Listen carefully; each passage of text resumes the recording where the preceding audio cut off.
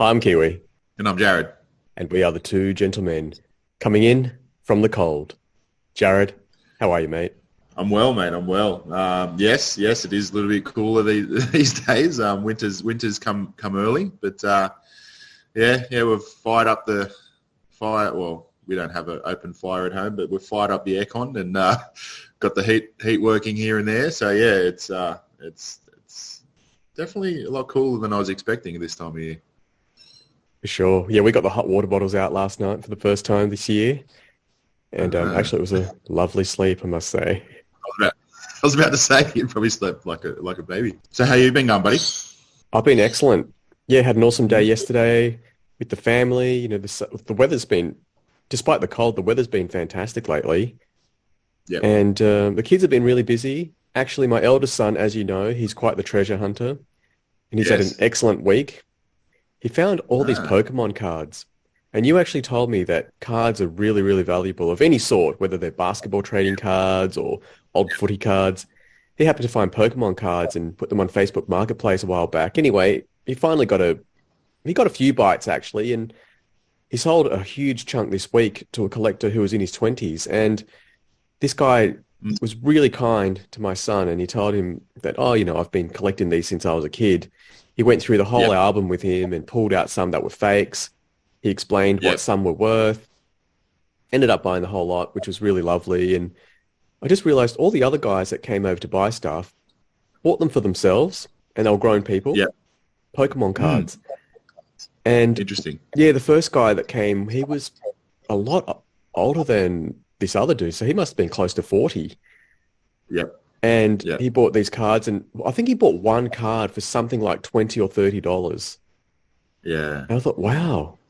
And that's quite a premium, isn't it? Yes. It's an interesting thing, isn't it? Really. I mean, I'm a collector by nature. I like to if I know that if I get something, I like to get the set. I don't know. It's a feeling.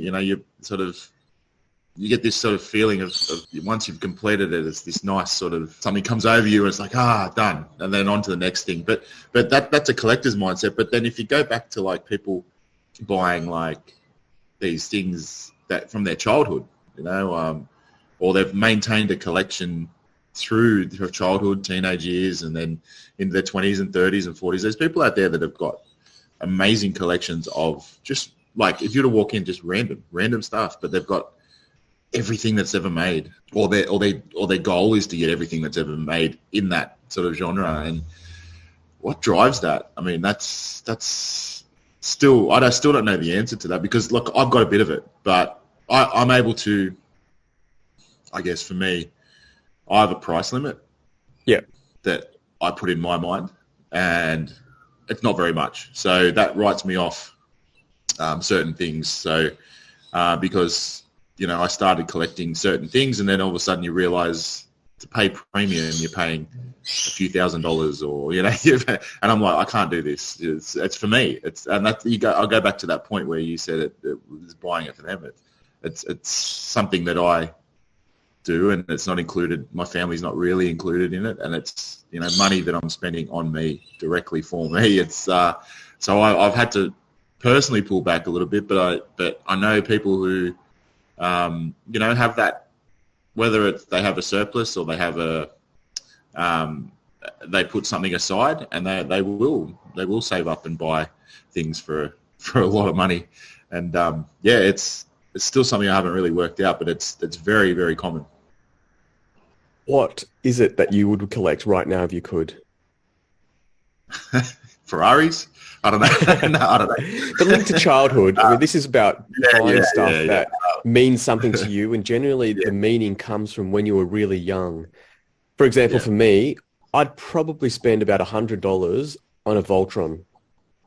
yeah, So we yeah. had a Voltron when I was about 7. We were pretty poor, Same. Yeah, and I still remember we bought it from David Jones in Bankstown Square for I think it was something like $86. I remember my yeah, brother was sick, and my parents took him to buy one part of the Voltron. I think it was the green one. I think the green yes, was the yeah, arm. So he yeah, got that yes, one, and later on, I think it was for Christmas, they bought the whole Voltron for us, which was amazing for a poor family. Yeah, yeah, Now, yeah. I do It's quite remember someone came over. It was a teenager, and we were kids. So it was a friend of my sister's, and he broke the tail of one of the Voltrons by accident, yeah, yeah, and that kind of ruined it. And now I've got no idea what happened to the toy. It's probably, must have gone in the bin, the whole thing. But I yeah, would pay $100 for a brand new, sorry, not for a brand new, for a vintage Voltron. yeah. Well, I've looked at that particular thing, Really, and it's $400, $400. You'd be paying for something. Jared, can I borrow Yeah, $300? yeah. I'll pay 100. Can I borrow 300? On a completely separate note. It's got nothing to do with that. Unrelated topic. Yeah. I remember my Voltron where the tail was where you kind of put it in and it clipped in Yeah, to hold it in place yep. from You memory connect to the the main Voltron body. together, yeah. Yeah, connect to the main body. And I remember I must have used mine that much that the tail wore out, so the leg would keep falling out. Yeah, right. Yeah, so that was the end of my Voltron. But yeah, and I don't even remember watching the cartoon. Like it was based on a cartoon. Yeah. And I don't even remember watching that. I have no memory of the actual thing, but the toy itself really sticks out. And yeah, it's just funny looking through collectible stuff that did pop up. And yeah, it's it probably will now because the phone's probably listening to us and Yeah, jump on yeah, Facebook true. sponsorships. But yeah, look, it's a nostalgia. Yeah, like I guess it makes you feel good. Like I know that.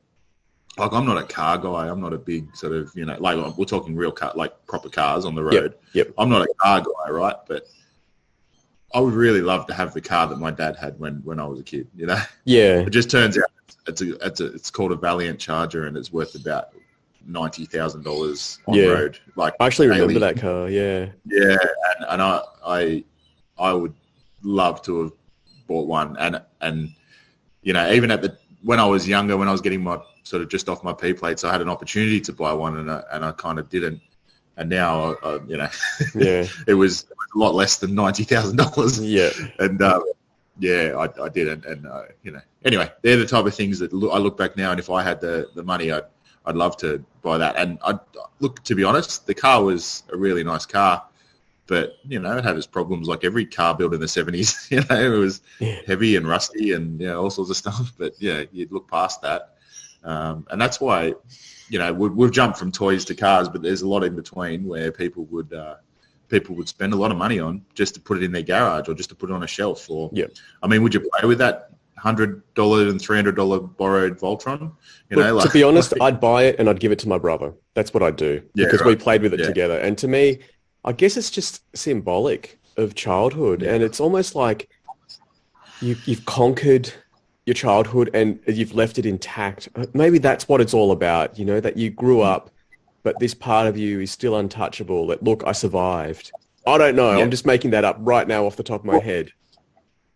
I know a few collectors who collect all sorts of different things, and it's funny when, like you say, that card, $30 or $20 Pokemon card, that can go. You can spread that out to, sports cards or all sorts of other different cards that are out there. Weet-Bix, the old Weet-Bix cricket cards, But see, back as a kid, like $30 purchase for a card, like if you were early teens, you had to beg for that money off your parents wouldn't allow you. $30 for a card, you're kidding me, right? Whereas now $30 we can earn ourselves, and you can say, well, that $30, I would have. That's a week's worth of coffee or something like that. I'll go without the coffee so I can get that car that I've been looking for 35 years. Like Yeah. I don't know. It's just I don't. I think it's it's achievable now when we're adults, but it's like I said earlier, you've got to. I've set myself limits. Like I don't spend hundreds of dollars on things because you say, oh, these things are worth it. This is what they're worth, but it's worth is a funny one. I think it's more. This is what they are priced. Yeah, Because, yeah. like really, are they worth that? A piece of cardboard, is it worth $20? It's a piece of cardboard, no, but it's priced at that. So Yeah. yeah, it's a like I said, I've had a taste of it, but I don't dabble too much anymore into it because it can be very costly. And storage, like, insurances and things like that. Like, you think about it, if you're collecting over time and you spend thousands of dollars on things, you've got to think about insurance. Yeah. It's funny just looking at all the stuff my son has sold. None of it's been hard for us to pass on because it wasn't ours to begin with. He's found it on the side of the road or something. But recently he found these antique books, and he found 6 boxes, and it actually said on the box, "Do not throw out. Antique books, do not throw out." But someone threw them out because it must have been a deceased estate, and they would have just had enough, and they thought, "Oh, look, we can't, possibly sell all these books. Let's just leave it out for the council pickup." That would have been in the back of the truck the next morning. Of course, my family found it. Brought it all home. And one of our friends asked me, was it hard to get rid of? And it kind of was for me, because some of the books are so beautiful. Like, literally, physically themselves are really, really nice looking books. So I wish that I did have a library somewhere where I could put them all, and it would look beautiful. Of course, I wouldn't read them. I mean, that's ridiculous. I'm not reading all these books from the 1860s or whatever. But they look really good. And one of the guys that's bought them, he's bought most of the books that we have sold. Most of them have gone to one guy. Yep. And I asked him, "Do you have enough room for all this?" And he's like, "Yeah." But he seems to know what he's talking about. And the books he's bought, he hasn't bought all the big ones. For example, the complete works of Charles Dickens. I thought, oh, wow, that'll fly. That's a big popular author. We've got, I think, 22 volumes, so 22 books of his. And I thought that collection would have gone straight away. The complete works of Shakespeare, the lives of the Queens of England, all that sort of stuff. He's bought other things. He's just ordered another one off us, which is this beautiful, big, thick book. It's called Smollett's Works. I don't know who Smollett is. I don't know what he worked on. But this guy knows. So he's ordered that off us, and the life and voyages of Christopher Columbus and Wordsworth's poems. So to me, it's like, wow, like, this guy knows what he's talking about, and he, it means something to him. So that's really cool. But I would love to have kept that stuff just because it looks cool. And then I think, well, what do you do with it then? I get art. Yeah. You can hang your art on the wall or whatever, and you look at it and it inspires you. But when you look at something that you own, it's just like, yeah, I own that. That's mine. Is that what all it is? Is it that you conquered part of the world and now you got to take it home with you? Maybe for me, it is a journey, I guess. Part of the thrill is the chase. I know that once I've picked up something that I deem collectible, and let's say it's the end of a set, or if it's a part of a set, and you've been you get this nice feeling, but then you get this feeling of like, okay, you don't think of that anymore. Like, you've devoted all this time to finding, that Voltron, like you said, and then once you have it, it's like, oh, what am I going to look for online now? What am I going to chase? And what am I going to, so it is a feeling of conquering and completing, but you do have that sort of like, oh, it's mine now. I put it on my shelf, and like I've had things that I've collected over time, and then 5 years later I just sold it because I was like, it's done its purpose for me. Like, I don't want to keep it forever. I've had it. I've put it on a shelf. I haven't touched it for 3 years now. So so some things I've regretted selling as well, I must say. but yeah, like then you look for the same thing again sometimes. Like, you're like, oh, I had that. I want that back. And you get, it's that same thing as a kid. I had it as a kid, and I want that back. Different line of questioning on the same sort of thing. But your son sold those Pokemon cards that he found. And you did have somebody come along and go through and show you, this is pretty valuable, or this is fake, or this is this. You end up buying them all. How would you feel? Like, you obviously, like, your son got some money for it, but like, because you don't know the Pokemon card world, like, what if there was a gem in there, right? What if there was the Michael Jordan rookie card of Pokemons, and you let that go for minuscule of what it was worth? Like, how would you think you would feel? Because, I mean, that's a danger of what you're doing. or what your son's doing is you haven't got an attachment. Really, we haven't got the time to sit there and research everything. Yep. You don't know about, the antique books or you just know that they look good, right? You've got a good eye. Your son's got a good eye. What if you found that gem and then you just pretty much gave it away? How would you feel? Definitely regretful, but that's the game. And Yeah. this goes back to what you said earlier about price and worth. Well, to me right now, the cost of having those books is quite high. They take up a lot of space in our garage. If someone came along right now and just didn't even look at them, just said, yeah, I'll take the lot for $100, I'd probably advise my son to take it. Yeah. And I was hoping for $1,000 for the lot. He's up to about $630 for not even half. But even if the rest of the books went for $100 and he finished on $750-ish, maybe $800, I'd say, look, that's a win. Like, imagine walking down the street and finding $800. Yeah, that's right. That's kind of what's happened. Now, finders keepers, whoever ripped us off, let's just use that term. Look, as long as they're not lying to us, then it's fine. Like, if they say, yeah, none of this is worth anything, I'll give you $10, and then it turns out there's a gem, that's not fair.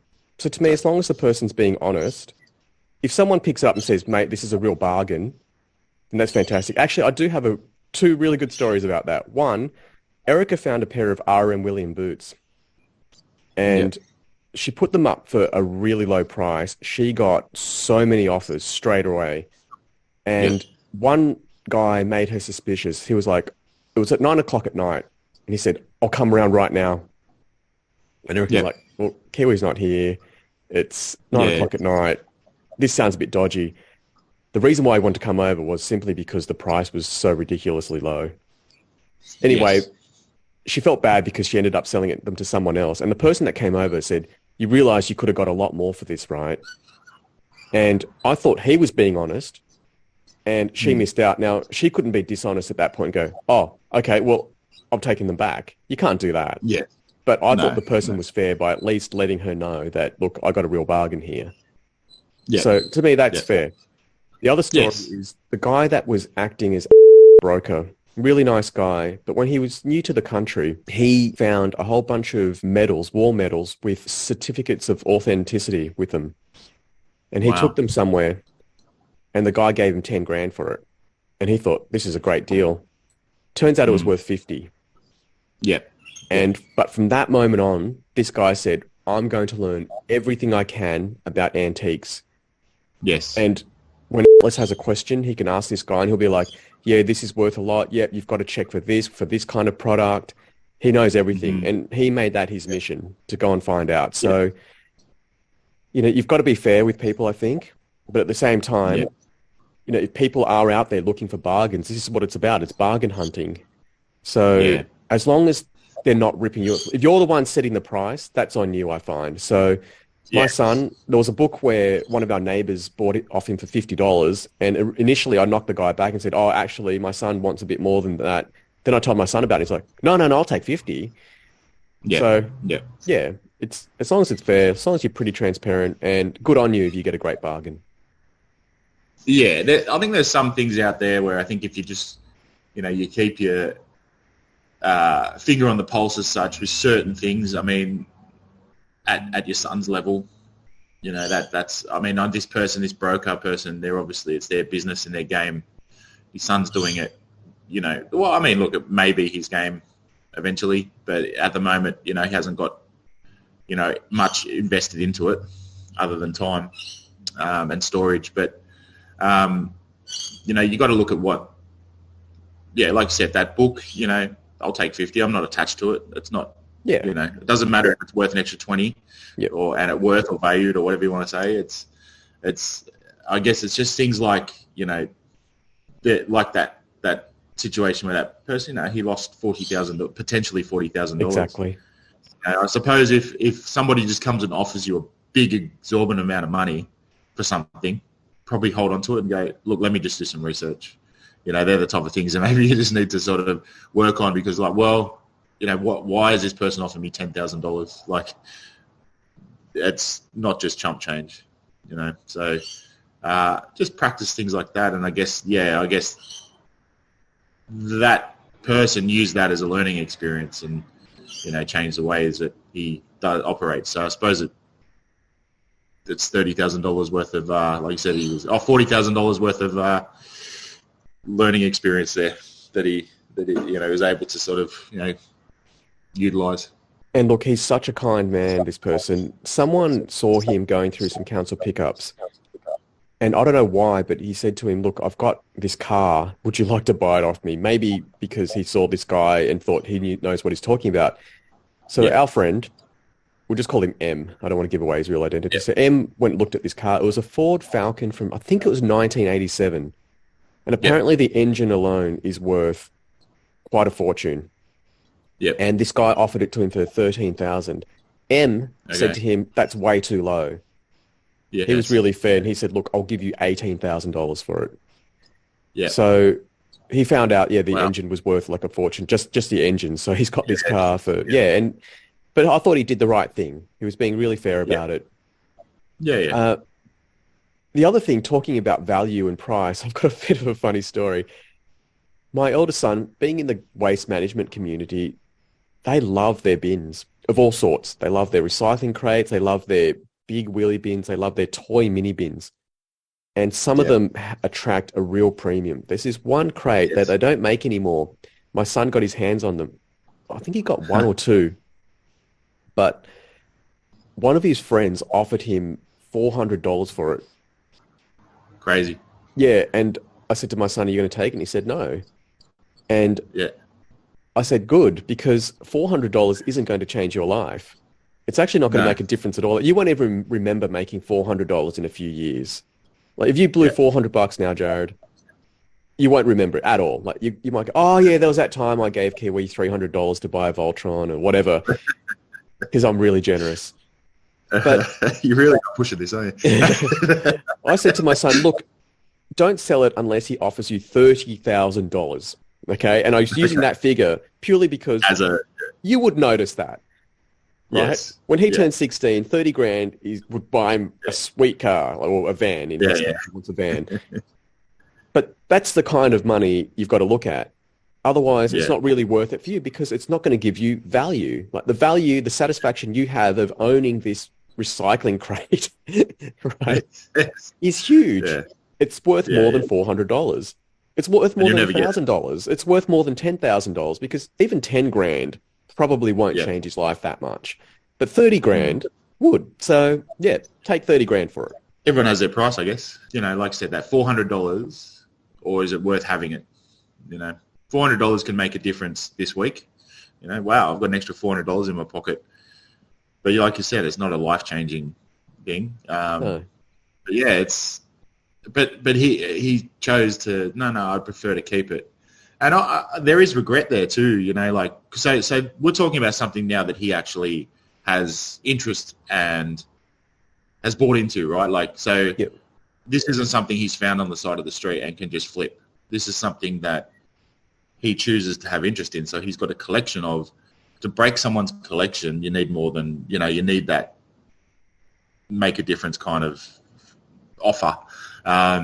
Because once you break that collection, especially if it's something that's so rare, whatever it might be, you can never get it back. And, for the rest of his life, he'll be like, oh, I used to own that. Yep. Or I used to have that. And that's a real thing too for collectors and for people letting go and then having that regret come over them, whether it be months later, years later, they see it for sale again for quadruple the price and you're like, oh man, I used to have that. It's that's the depressing part of it. That's the part that really gets you. They can get you.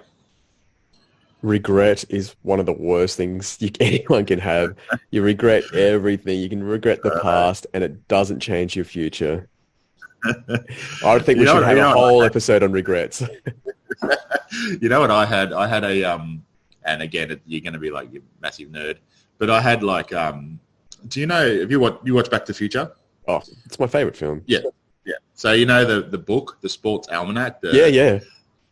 So I had one of them and it actually had all the pages in it, how it was in the in the movie. And I didn't realize that I bought it like at a little swap meet thing. It was like $25 or something. I was like, I splashed out, Yeah. And I thought, and I had it for years, right? I had it for years, and it was sitting in my cupboard.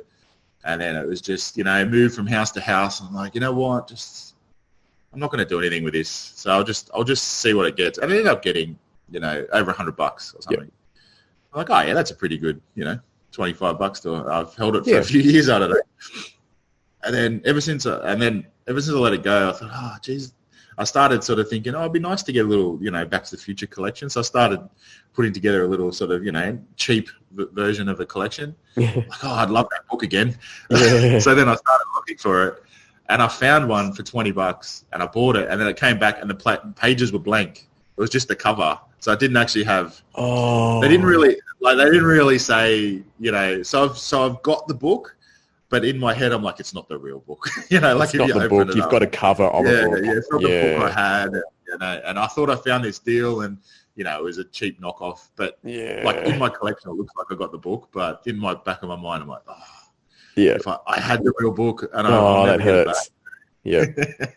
But, that's just part of it. I let go, and I wanted it again. And, so that was trying to let go. That's letting go of something that I had a connection to. So anyway, that's my little sob story, first world problem. Little collector story. Look, we've run out of time, Jarad, but I would have loved to explore more about the idea of ownership and why this stuff means so much. We touched on it a little bit, but to all our listeners out there, I'm sure there's something that if you had unlimited money, you would be like, yep, I want that. And if you had your display room, whatever it is. I actually saw a video of a guy lifting a McLaren up to his penthouse apartment. I think it was in Melbourne. And I don't think the car's street legal. So it's essentially, it's a work of art. He framed a work of art into his apartment, his penthouse apartment somewhere. Yeah. And right in the middle. It obviously means a lot. And you think symbolically, McLaren, a very rare car, it says, I'm a baller. I've made a lot of money. Look at me. Look at my status. And on some level, we all do that.